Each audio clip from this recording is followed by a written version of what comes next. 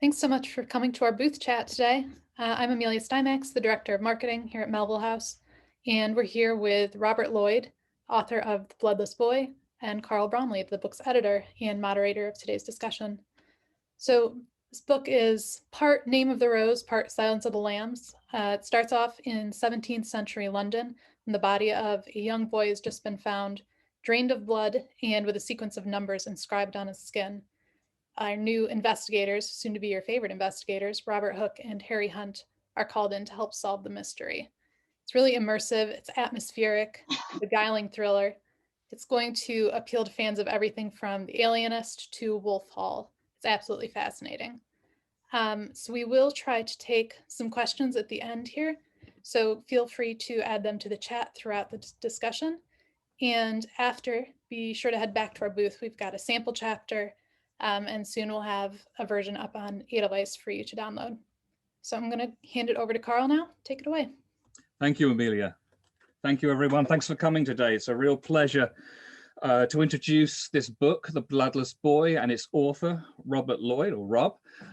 It's also a pleasure, I think, to introduce to the world, I think, two great new detectives.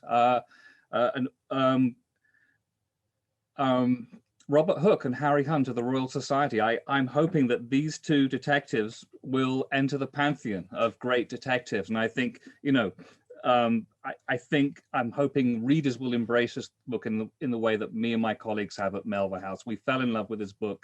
It's a, rip-snorting combination of historical thriller, sort of philosophical mystery, and, you know, as Amelia said, you know, if you like Name of the Rose, if you like Wolf Hall, you know, if you like The Alienist, and even if you like The Silence of the Lambs, there's something for everyone here. And I want to, you know, I'm keen to sort of, you know, one of the great things about this novel, I think, is, you know, it's a murder mystery and a political thriller set in London of the late 17th century. And Rob, you know, your detectives are members of the Royal Society, which was a very, very new organization then, and it's still around now. It's one of the most eminent scientific organizations in the world. And at the time of the novel is set, Robert Hooke was one of the leading figures, you know, in the novel. I'd love you to tell us a little bit about the Royal Society, but also I'm really keen to know about what was it about Hooke that appealed to you, and how did you find him? I mean, he's obviously, people who study history of science know him, but he's not a household figure in the way that Isaac Newton is. So I'm just curious about, you know, what's the origin story for this novel and for you? I'm sure that's three questions to kick off with, Carl. I had another if you want. Robert Hooke. I'll tell you how I came across him. Years ago, I did an MA in the history of ideas at Newcastle University. So as we're in front of an audience of librarians, I should say that I came across Hooke's diary in the Newcastle University Library, and stumbled across it. Really, I was actually researching John Aubrey at the time of Brief Lives fame, who was also an early fellow of the Royal Society, but stumbled across Hooke's diary, and I hadn't really heard of him before.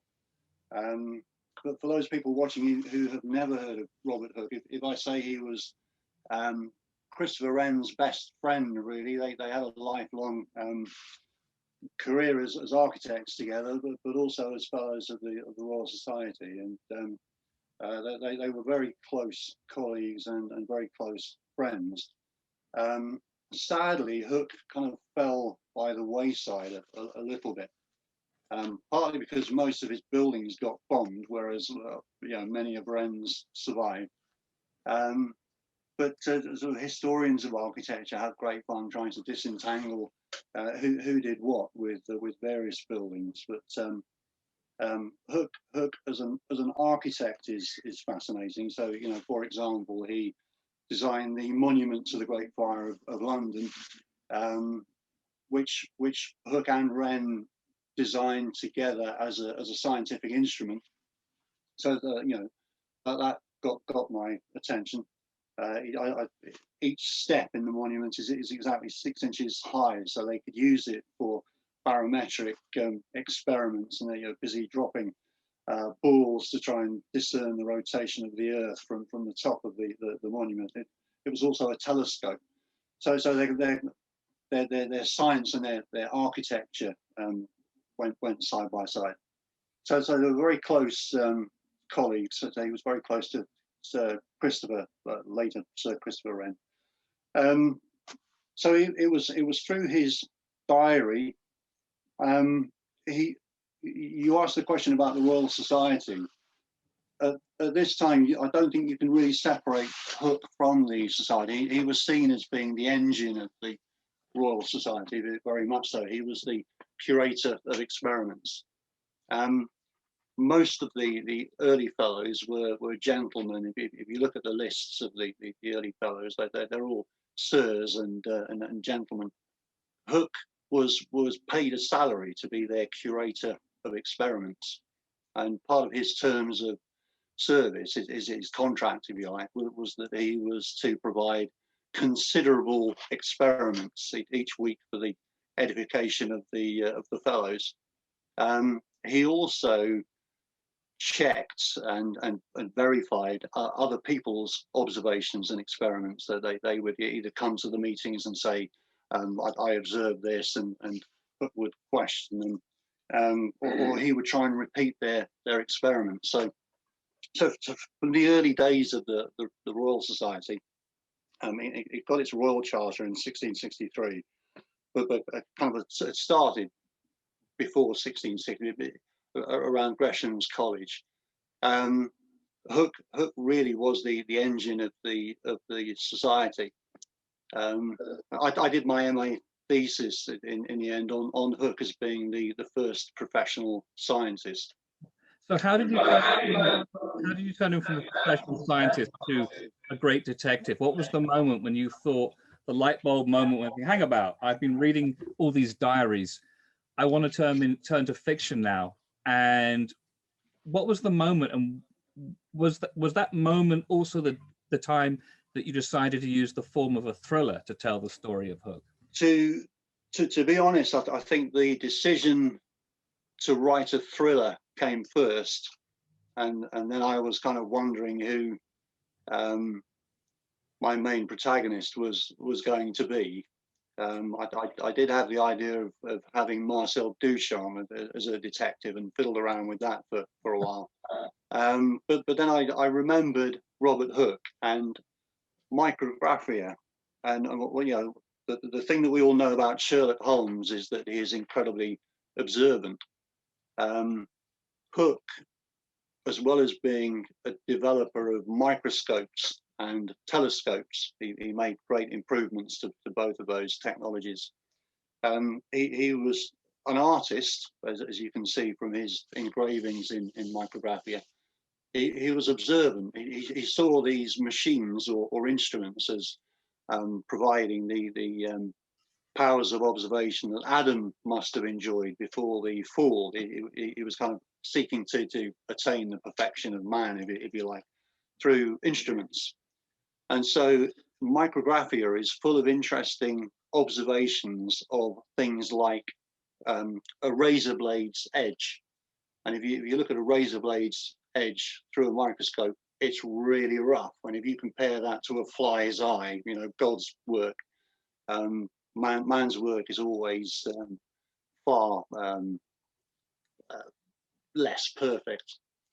And he's got other observations of stinging nettles, snowflakes, and lawn fibers and silk fibers. And I think it was the thing of him looking through a microscope and thinking, well, he can tell the difference between a lawn fiber and a silk fiber, and wouldn't this be great in an autopsy scene?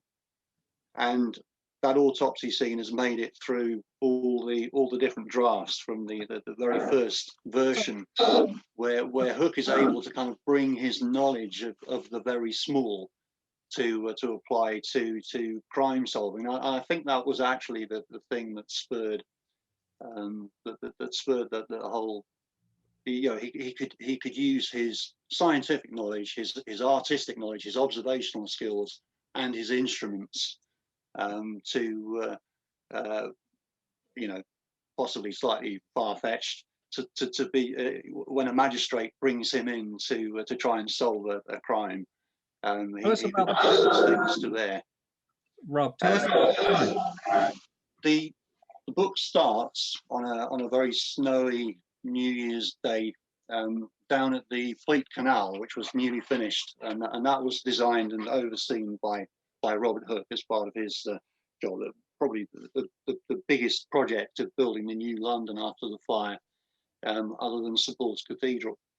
So he is brought to, or slightly more complicated than that, isn't it?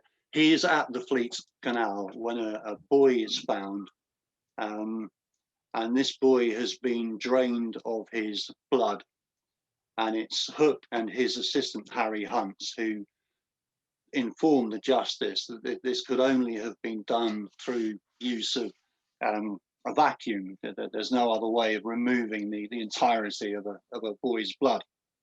And then, slightly mysteriously, the justice asks, you know, can they preserve him? And of course they can preserve him. They have an air pump, which is another thing that Robert Hooke is very famous for, his experiments with vacuum in air pumps, where he found out all sorts of things about respiration and combustion.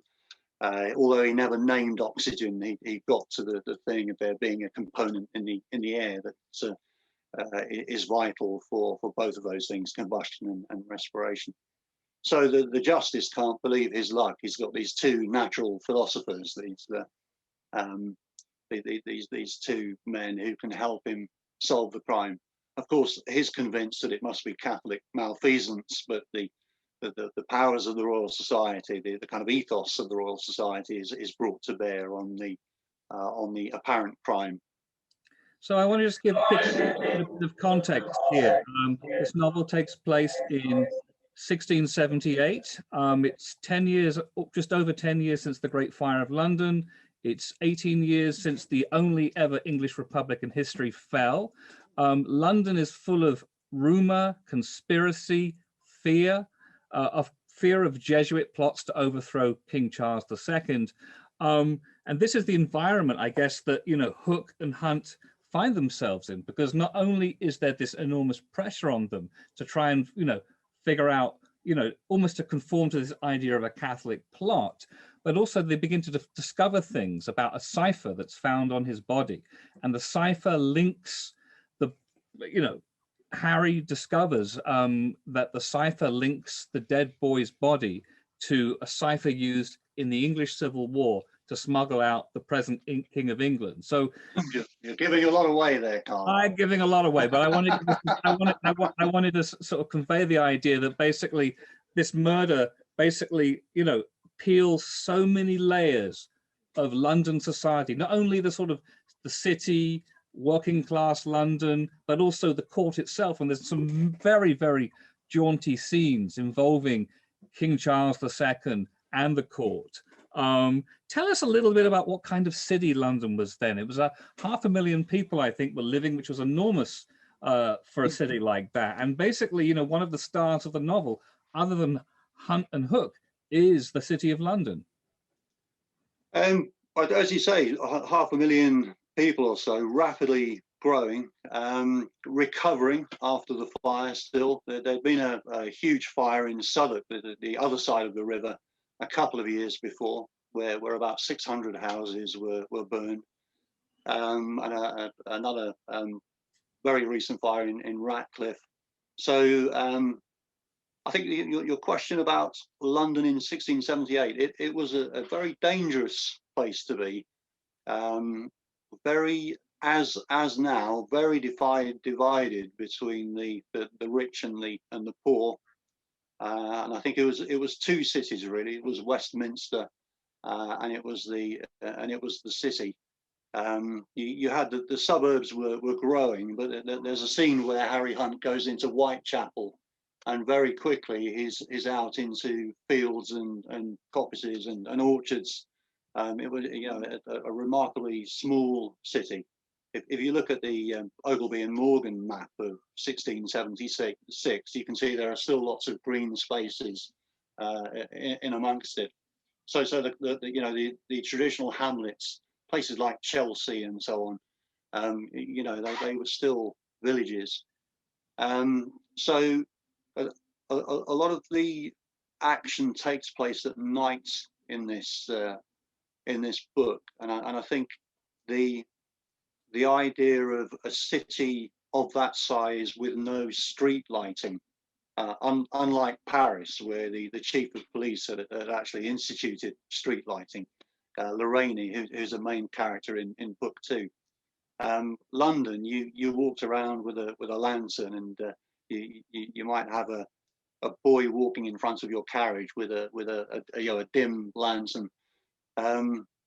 I think it must have been a very scary place to be.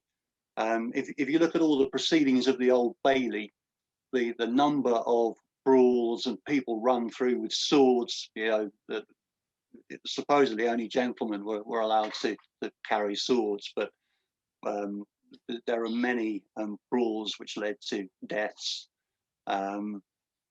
Policing was done on a ward basis, so you had constables appointed by the ward, and they ran a watch or a night watch. So you might get a couple of people with a dog, you know, patrolling the streets. But I think that there was the hue and cry system as well. So people were expected to self-police, and I think that maybe that's where some of the hysteria and suspicion comes from. Outsiders and anyone lodging in the ward they were expected to be written down by the watch. That was one of their duties, and any kind of strangers who were there had to be logged. So I think the kind of anti-Catholic hysteria ties in hand with that kind of sense of just personal fear and lack of safety. And again, if you look at the Old Bailey, what people were punished for and what people got away with, it seems to us very arbitrary and quite bizarre. Can you tell us a little bit more about Hooke and Hunt? Very interesting relationship, unusual relationship. If you could just tell us about the relationship and how it develops in the novel. Yeah, I mean, we know a lot about Hooke, partly through his diary. There have been some hefty biographies published recently. We know next to nothing about Harry Hunt, interestingly. He was a skilled artist. His drawings and a couple of his paintings still exist in the Royal Society archives. And anything from a monstrous puppy to an 8.5 feet tall Swiss hussar. That's another of Harry Hunt's paintings. He did many bird illustrations for a history of birds. But he was Hooke's apprentice. Hooke's diary says Harry came out of the country, but nobody really knows where Harry came from. We know when he died. We know he had a daughter at some point later in life who died before he did. But we know next to nothing about Harry Hunt. So for me as an author, that's fantastic. He was Hooke's apprentice. He lived with Hooke in his lodgings. By the time of the novel, he's finished his apprenticeship and he is now an observator. He was later the library keeper. So he had duties with the Royal Society, and he's a little bit resentful of Hooke because Hooke still sees him as his apprentice and his assistant. So as the novel kind of developed through different drafts, their relationship got sort of spikier, and in fact Harry disobeys Hooke, and I think that's hopefully one of the plus points of the plot is that Hooke is desperate to get out of the whole thing, and Harry kind of ignores him and blunders on because he wants to see it through. So he's a kind of quite a stubborn character. As far as their relationship, basically it's me and my father. I've written my relationship with my father into the book through Harry and Hunt. The thing about Harry being young as well is nice to have a main protagonist. Harry kind of takes over the novel. He can change, and I think that's. But Harry is very different at the start of the novel to where he is at the end of the novel. No, he's a very character. He's risking his life. He ignores all the warnings that Hooke gives him.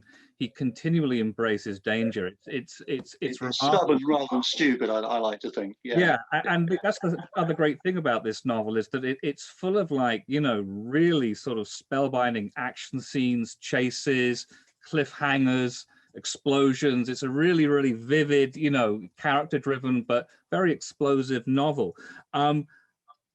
This is probably, you know, my last question to you at the moment is, but I'm curious about what you hope the reader will take away from your novel, other than experiencing a really thrilling ride. You know, I'd be curious what your hope is.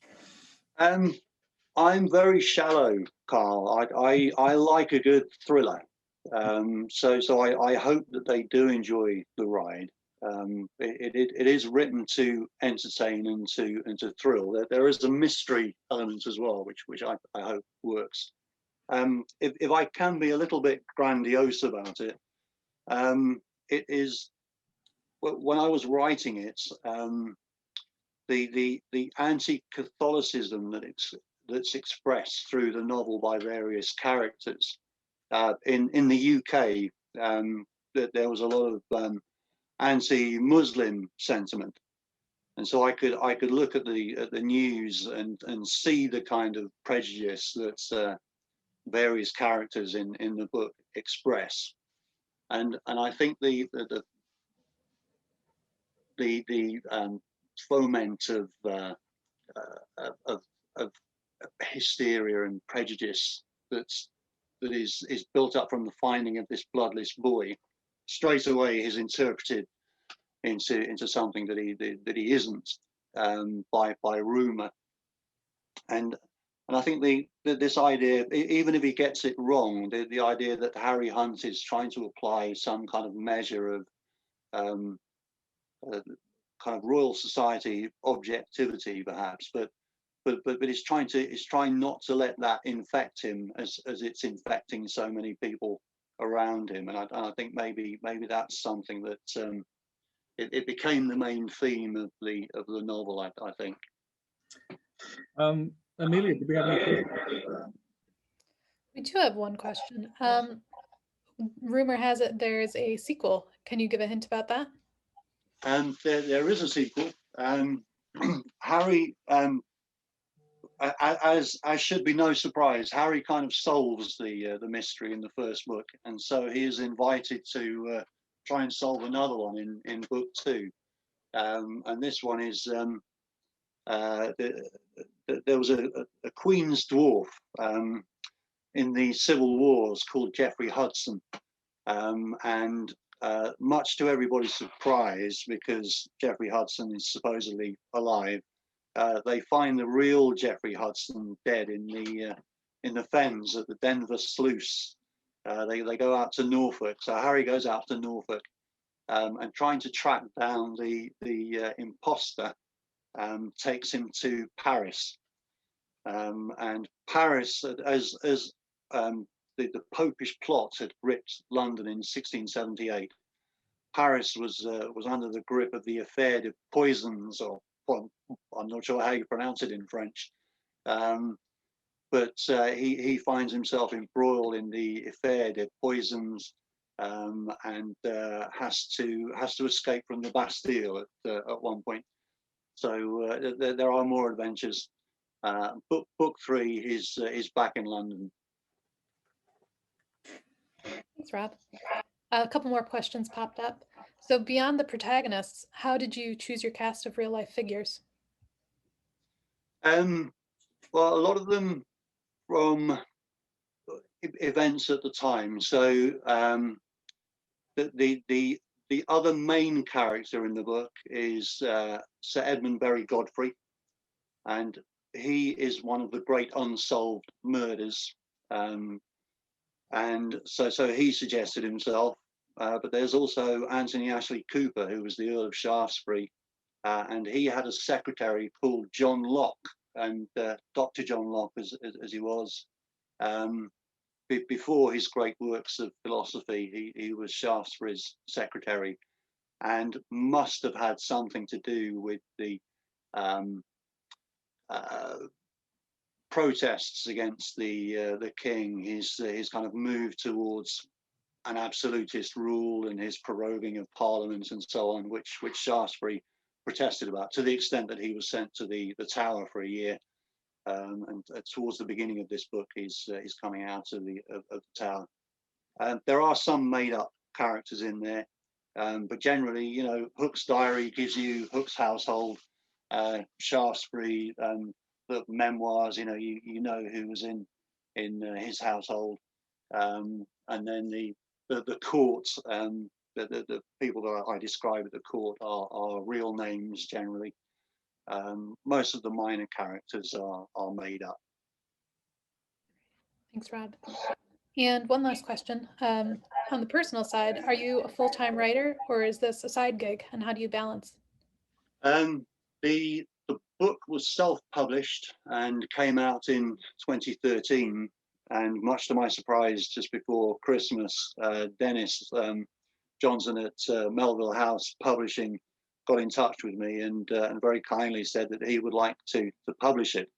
It has been very much a part-time endeavor, but who knows? The book is out in November, and if it goes well, you know, perhaps I would have the opportunity to move towards being a full-time author, which is something I would love to do.